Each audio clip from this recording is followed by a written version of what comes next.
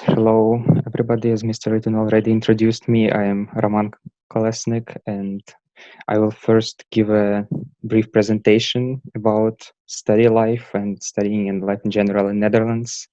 And later, maybe if you have some questions, you can ask them, and I will try my best to answer them.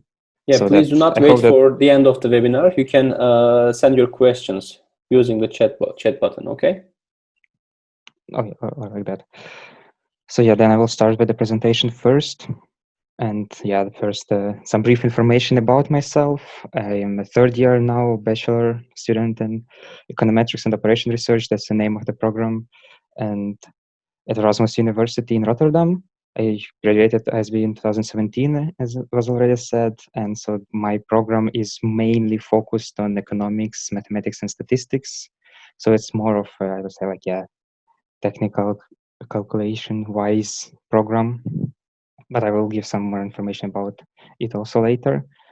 Uh, some information about my university, Erasmus University. It's in Rotterdam, as I said. It's one of the largest in the Netherlands, I would say, after the Amsterdam one. Then its main focus is on social sciences, and what I mean is including like economics and business, but also law, philosophy, history, whatever, and medicine. It has a big medicine school. The only thing that it doesn't have, so to say, is the technical engineering or computer science degrees. So the econometrics degree is the most, so to say, computer science related that is provided. The university itself is located in Rotterdam, which is the second biggest city in the Netherlands, also after Amsterdam. So you would expect it's like to have a lot of students, also a lot of international students, and in general in city as well as in the university. If you want, there is the website link for the university. I think I will send the presentation to Mr. Dun so you can request it or at least find the link there for more information. Yeah, sure, no problem. Next, I will talk a bit in details about the study process, how it's organized, how it goes. So this university, Erasmus, is the what is called research university. There are two other types of universities in the Netherlands. One which is called Universities of Applied Science, and that, as its name says, it's focused more on application of the knowledge, less on research and a theoretical base. And then there are so-called university colleges, which are uh, which allow a freedom of choice for different courses and not so fixed degrees as the first two. In rankings wise, the research universities are ranked usually higher than the other two, but again, if the focus is like not to just get a bachelor degree but maybe go for masters, the other two can be a good start to later continue for masters at research university. Then usually the bachelors are 3 years, or other than engineering and stuff like that. All other are 3 years in all universities. However, the structures of the year and of the program itself is different per each degree. So it can be that the exams, for example, periods are different per degree. It can be one course each month, but you have one course only, or it can be like the trimesters, semesters with 4 or 5 courses at the same time. My program is structured in a way that we have 5 blocks of 2 months where we have usually 2 or 3 courses of them. So it's really different per program, and you have to pay attention to that when applying if it suits you, if you think it's good. Then most of these programs provide more intense schedules than high school. That's what I mean by these exams coming each month or maybe every 2 months, not as like you have 1 or 2 periods of exams per year. And then at the same time, there is usually a focus on a smaller number of courses. So 1 or 3 courses max. That's how it usually is. However, these courses are going at a more intense pace because you have to finish all the material and everything in the 7 weeks of study with 2 courses. Yes, it's not a lot of different material, but it's a lot of material per course, I would say. And then the programs are usually have fixed courses in first years, but there is more flexibility toward the last year. So what I mean is that the first 2 years you basically gain the basics, and so there is no choices of courses or of whatever to do. But then in the last year there are possibilities to go on exchange to another uni, to do a minor, which is just a completely different, smaller degree, so to say, in 2 months or so, or do an internship, which will be somehow connected to the study. And then there will be even more choices per courses that you can take during the other periods, like other blocks during the same years. But first 2 years are fixed, and you have to pass the first year in order completely for from the time, I would say, and you have only 3 reset opportunities uh, to reset 3 courses basically. But that's only for the first year. Next years you can choose whatever courses how in order how you want to pass them. So basically you can extend the degree to more years or pass some courses several times if you like. So the first year is really strict, then it's more flexibility. A bit more about style, how the studying goes and how the teaching goes. So usually there is a small number of lectures per week and per course, but there is a lot of time expected from the uni and in general for self-studying. So for us, it's usually goes as 2 lectures per week per course. So it's like 4 or 6 lectures maximum. It depends on if we have 2 or 3 courses. But then all the expected hours are kind of expected to be self-studying. And this means not only like given tasks that's our homework or some kind of assignments, but also just going through the lectures, going through whatever notes, books that's available. So the focus in most of the universities is on this, a lot of self-studying. Then again, first year, a lot of theoretical knowledge, and then following years, it's more of applications. Second year, it's a mixture. Third year is mostly, although there is also specification. So it's like specification is still theory, but all other are more applied. This is what I'm saying is mostly from my personal experience, my program, but it also is in a similar way for all degrees, especially in like research universities, so in all universities here. The level of support material which is provided online is very high, so there are a lot of, you can find all the lecture slides mostly for all the courses, then all the deadlines, all relevant informations, all the assignments, and with some examples, some homework, some answers. Mostly is provided on a specific platform that each university has. It may be different per uni, but it's similarly structured, so that everything is available online, and which is quite I find it a convenient way. But also all the information, all the important information is there, so you have to look at it like constantly to see the updates on the deadlines or on whatever. And then here, especially in research universities, there is some focus towards research in the last year and into the end of the second year, which means that they expect you to know how to write, so to say, academic papers, or like smaller versions of academic papers. So that will be given somewhere throughout the program, second or third year, which you might find a bit odd, because the program itself might not be related to academia that much, or you might not really want to kind of do an academia, but they expect this small level, like 1 or 2, not even courses, but like half courses, so to say, just this skill of writing academic papers, and they expect you to write thesis in the end, which is kind of an academic paper. I think I want to interrupt if it is okay. yes. This academic writing, for example, I'm sure the standards, the criteria is varying, but for example, they are used to write, they're used to make research and write something academic because it's a part of IB curriculum, internal assessments, TOK Yes. presentations, extended essays. So for example, how many times do you need to write something academic each term from each course? It's just once per semester, or they might ask you write several of them throughout the semester? It depends on the course, and it depends on the program. So Mm-hmm. for all this kind of case seminar courses, Mm-hmm. for each work that you do, you have to write a report about it. Mm-hmm. So last in second year we had to do 3 cases, which means 3 kind of different works, and that so 3 papers. But it's in the group, so it's not like you have to write one. And it was during 4 months. Yeah, for 4 months. In these 4 months, you have to do these 3 papers, but they were not long, I think. This year it's also like we have to do a thesis, which is an individual paper, but also we had a group project, 2 months, one big project, and also we have to write kind of report about it. But they will kind of also give you the introductory first, how to teach you how to write. But if you have the background of like IB, as you said, where Mhm, you already learned how to write in an academic way, mhm, that's even mhm. better. This is actually Because what I would personally, I ask you, didn't. because you were an A-level graduate, and in A-levels, except a couple of subjects, they do not ask you to write reports. So I would ask if you really struggle with that, but I think while we are talking about it, it's better to answer at the moment.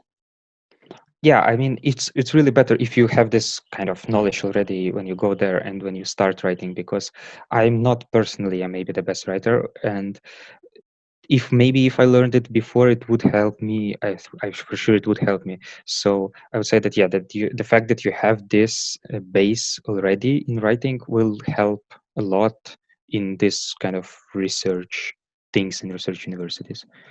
Okay, thank you. So yeah. And next, maybe some advices that might be useful from me, from my experience about the studying process and everything, how it goes. So first, I would recommend to start to learn something like a bit about the program before the year starts. So basically, at least about the first period, first block, how it is for us, what are the courses, when are the exams, so you're more or less prepared for, because the start, like, it goes really fast and it jumps right into it, so you don't have a big preparation time, especially in a, like, in intense programs which have like exams in 2 months or in 1 month already. So it would be useful to just understand that, okay, I have the exams there and these are the courses, to be a bit more prepared. If the degree is more like relaxed and the first exams are in December or whatever, 3 months, then it's possible to, okay, then you have more of this time to prepare, but it depends on the degree again. So if the courses are short, again, I would recommend to focus on the studying during the whole time, not only before the exam, because you don't have that much time basically for the preparation. The course, you have 8 weeks, 7 weeks of new material, and then next week, eighth week is the exams. So the time without the new material to prepare for the exams is not that long. It's better to kind of at least try to summarize, not even like, maybe not like go really in deep, but to summarize as you go through the course what's going on there. Next, what you have to do is that you have to organize your own study process and how you want to do it yourselves, because university doesn't push any bounds on you. There might be some general guidelines and some assignments and deadlines, but most of the homeworks or other assignments are not like graded or are not pushed into a specific time. So most of the tasks that you can do that are like given as opportunities as homeworks during the block or whatever are just, and their deadlines are just there for you. So you have to organize yourself how you want to do to go through the material and how you want to go through all the questions, all the tasks that you have. There is no like really strict guidelines usually in most of the courses. There might be some courses which are more structured, but usually it's like free, and the only deadline you have is the exam. So everything else you have to organize yourself. And then the final one is that it's going to be a really new and different approach from high school, and it will take a bit to get used to it. And the best thing is if you can do it in the first couple of weeks maximum, especially if you choose an intense degree, because then you it will be much easier once you get used to this different style. But it will be different in the beginning for sure, because of the approach, because of the courses, and just because, like, yeah, the life is quite different from the high school experience that you are used to now.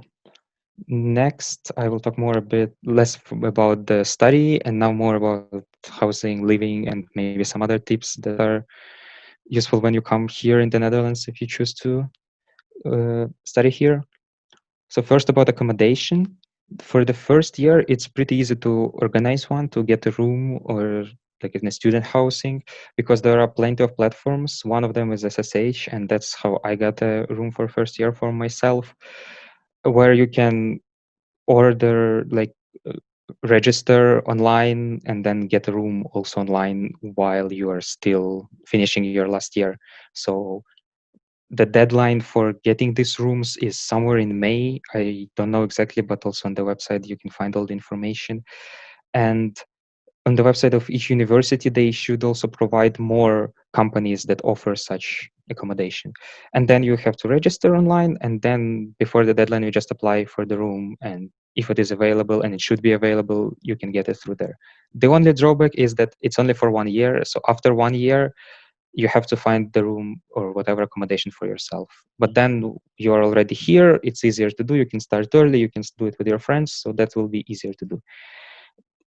There are some issues with the housing market, especially in like bigger cities, I would say Rotterdam, Amsterdam, that there is a lot of demand and it might be a bit expensive. In smaller cities it will be easier to get one, but it's still, I would say, it's possible even if you come here and try to find something. But for the first year, I would recommend to try to find it online before you come, before you I, start I actually. want to clarify it for the students again. So the website, the link you shared here, it's for all the universities, right? Not for Erasmus. So It's for the different cities. platform, I'm yeah. not sure. There are some. There. It is in different cities. I'm not sure it's in all cities. It's not only in Rotterdam. It's like The Hague, Utrecht, I think. Also, I'm not sure if Amsterdam is there. But yeah, uh, it's for I different cities. It's I not only want to for emphasize The Hague. because I know, for example, in Groningen, how do you call it? Groningen. Yeah, So maybe it's also there, I there think. are people living in the tents in the parks in the summers just because they cannot find the apartments, and the ones they can hire, the ones they can rent, they are so expensive. So as Roman mentioned, if you can go to this platform and try to find some apartments earlier, it's going to make everything quite easier for you guys, especially if the universities are not offering you a room in the dorm, in their own dorm.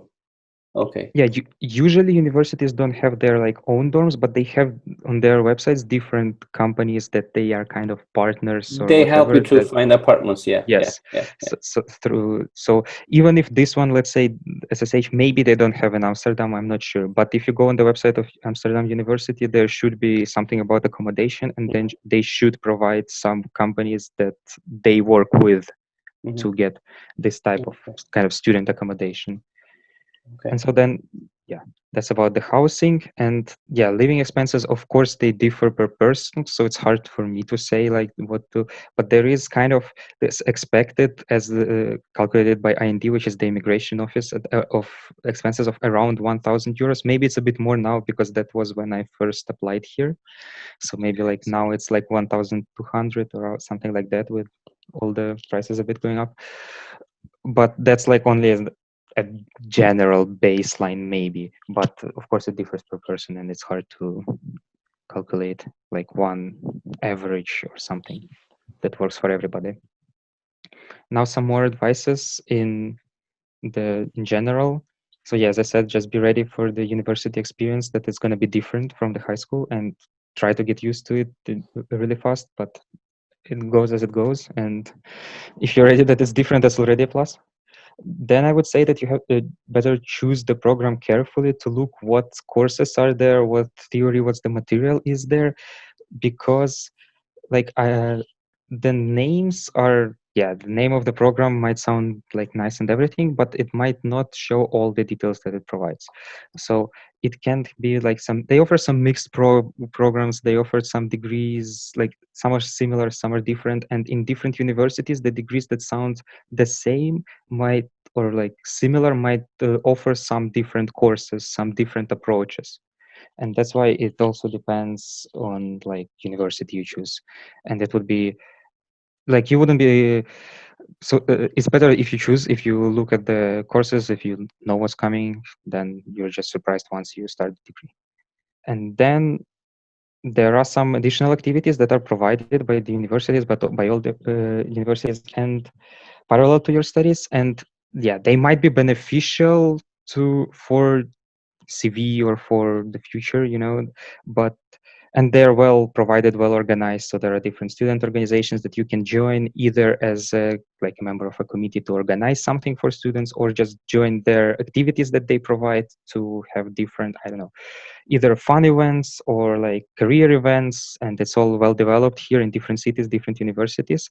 There are some like international organizations, or like that are across all universities. There are some specific to one university, some different societies also for different interests. It can be sports, it can be, I don't know, investment, it can be any other things. or in many universities they give this opportunity to kind of work for them, which can be teaching some tutorials for when after you finish, like let's say first year, you can teach these tutorials for the first year students when you are in your second or third year.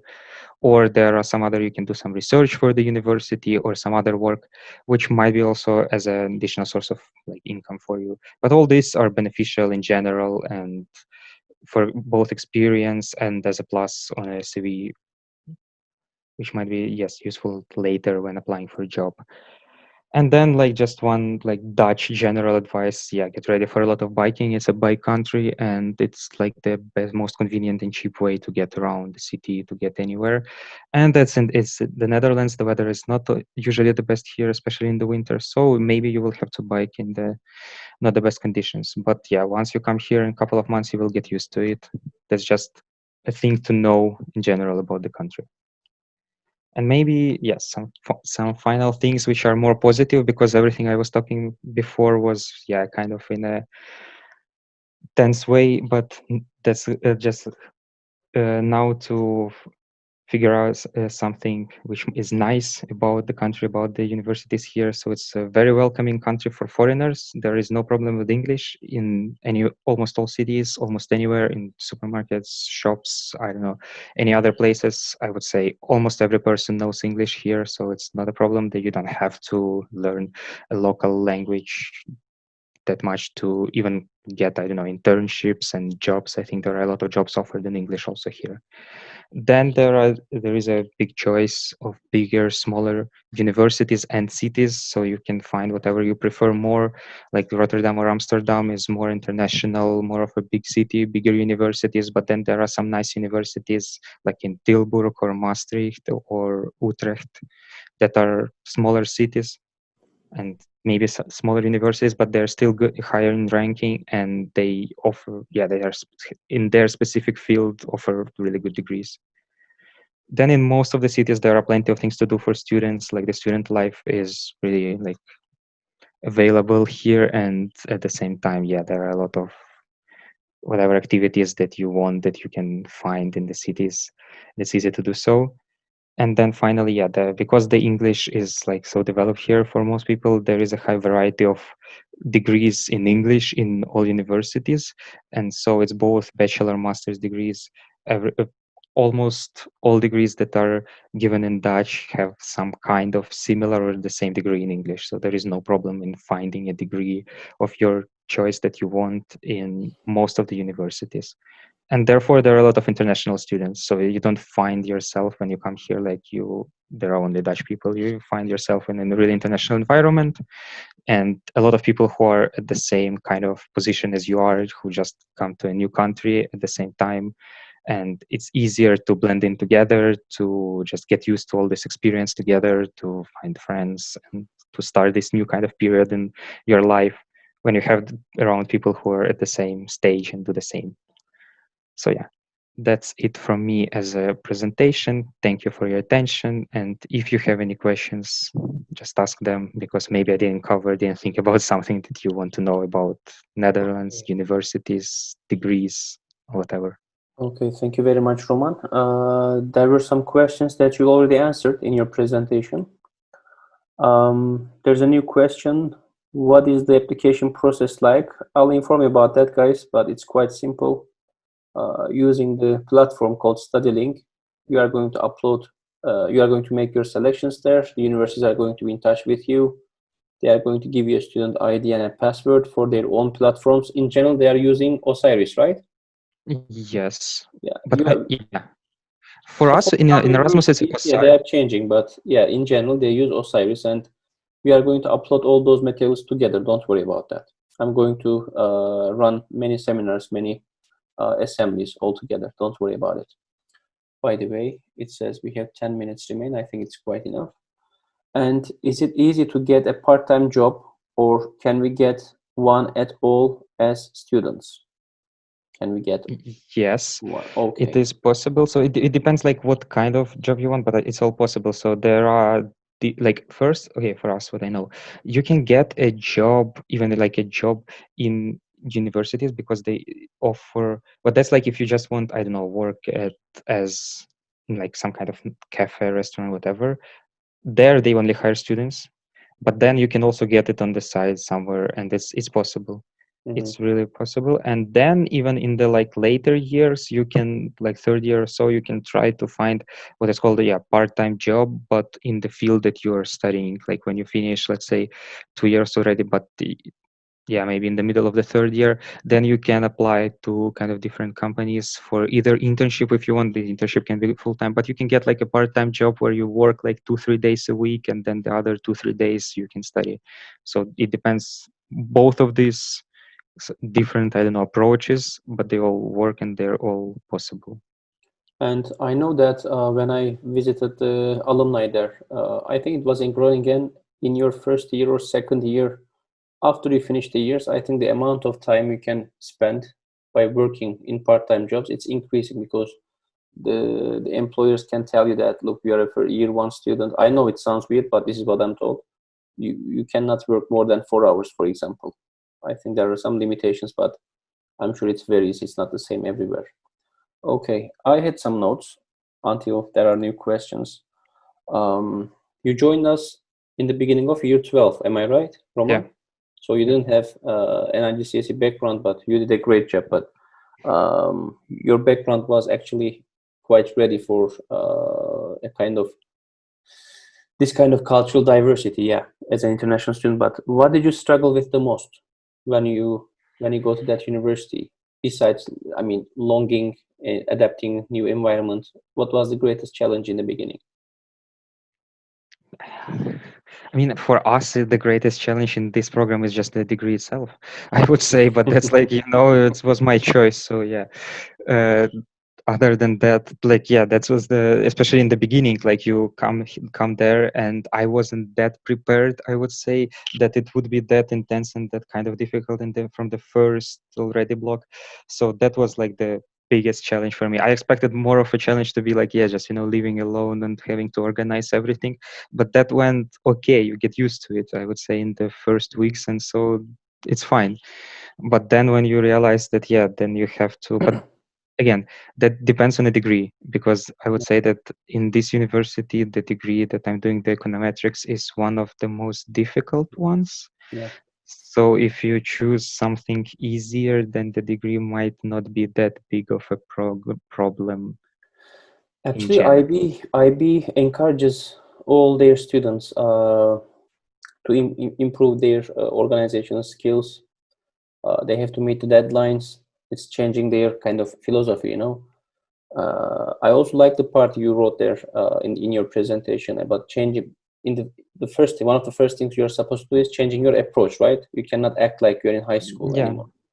And one of our students who also did A levels in year 12, he got 4 A's out of 4 subjects he studied. He went to the same university with Roman, but just because he wasn't ready for that challenge or he couldn't manage his time, he had to drop it and he returned back to Romania, for example. So actually getting into university is not that difficult, but surviving there is the challenge. I'm sure you are going to agree with me, right? Yeah, and So especially like the first year, because mhm, I don't know, I think it's in most universities here. You have to pass like the first year in order to pass all the courses, and mhm, you can, in our university, yeah, as I said, you can retake only 3 courses mhm. in the end of the year. So after that, it's easier, because even if you don't pass something, or you don't want that kind of heavier uh, study schedule at one time, so you don't want like 3 courses that are time intense, you can take them during separate like 2 years, and you can extend the degree. But the first year you have to pass all the courses, so get all the credits in the first one. So that's like, it gives some pressure, especially like Actually, if you kind of fail something in the beginning, and you know that, okay, now I have only, let's say, 2 possibilities to fail something, in because all the resits are in the end of the year. So you first, you take all the exams like that go through the year, and then the resits are in the end. So yeah, and I then think that's the you have to that's the pass. reason. It sounds like there's a contradiction. The universities in the Netherlands, many of them are in top 100, top 150 in the world, but their entry requirements are quite low. So there's a Yeah. contradiction. Students are asking me questions about that, but if you cannot pass the year or complete enough credits, so they are kindly asking you to leave the university, right? So Yeah. they want to give you a chance. There's an independent and student-centered approach of learning there, but you have to give them something in return to be able to continue, actually. Okay. Another question. Assume that I'm a freshman. This is my first year, and I'm struggling with some stuff about organizing my schedule, meeting deadlines. Are there people, counselors, or advisors assigned to be able to help you to organize the stuff? Yes, there are study advisors. I think there is even like other support if it's not non-study questions. But yeah, for sure there are study advisors that you can go and talk to and yeah, give some, I don't know, reasons why they can either just help you with how to organize, how to do something, but they also, if you have like a valid reason, they can allow you to, I don't know, get like more failures, so to say, have more resets or just extend something. So but it's all personal approach there. You have to go there and talk to them, and then they will either just help you or like find how to solve these issues that might be there if you have like a certain reason. And I think there are like in general the people that you can talk to about different issues if you like, not only like the study advisors are more specific about like the study, if you, I don't know, can't follow something or have some other reasons why you don't pass something, but then there are people who you can talk to just in general if you have some issues regarding living or whatever. Yeah, I asked that because according to the feedback I received from our graduates, they can really find some people to ask for help or help them to organize their schedule, and even if they have some problems like emotionally. So they are so sincere and really willing to help the students. That's why I wanted to talk about it again here. So do not worry about that, guys. There will be people really supporting you academically and in many of the universities also emotionally. And the last one, we are about to finish the meeting. Scholarships, merits. Is there a chance to apply for them earlier before the academic year starts, or how can you prove yourself to achieve to get a scholarship there? Yes, there are some scholarships. There are more for masters than for bachelor, but there are some for bachelors also. And the application is actually kind of at the same time when you apply for the uni itself. And also, what I would say is that I don't know if that's for all or for some scholarships, but there is, so to say, first come, first serve basis. So if you want one and you know that you're going to that uni or whatever, it's better to apply earlier because they might give already all the, and there is like a limited number of them. So they just, yeah, I can just give them out already before you kind of apply. So I don't know, I don't remember exactly like the deadlines when it starts or when it ends, but somewhere in like late winter, early spring, when applying to those unis, that's where around that time is also the best time to apply for scholarships. Yeah, you're right. You're right. They have a budget for that, so first come, first serve. You're right. Okay. As I said, in less than 1 minute, the meeting is going to be over, and I did not receive any other question. So, Roman, thank you very much for your time. It Yeah, was no so brief and problems. useful. Thank you very much Yeah, for. hopefully it is. And Yeah, yeah, yeah. I'm sure we are going to bother you later for the new generations, but I'm sure you are also going to offer your help because you always did that. sure. Thank you very much. Okay, No I'm problems. about Thank to you. finish the meeting. Next week, we are going to have another guest called Mehmet Gökçel. He's from class of 2014, if I'm not wrong. He completed his bachelor's at Queen Mary in London. Now he's doing his master's in history at University College London. So I'll see you again at the same time. Again, thank you very much, Roman. Have a great day. Thank you. Bye. Yeah, bye. You too.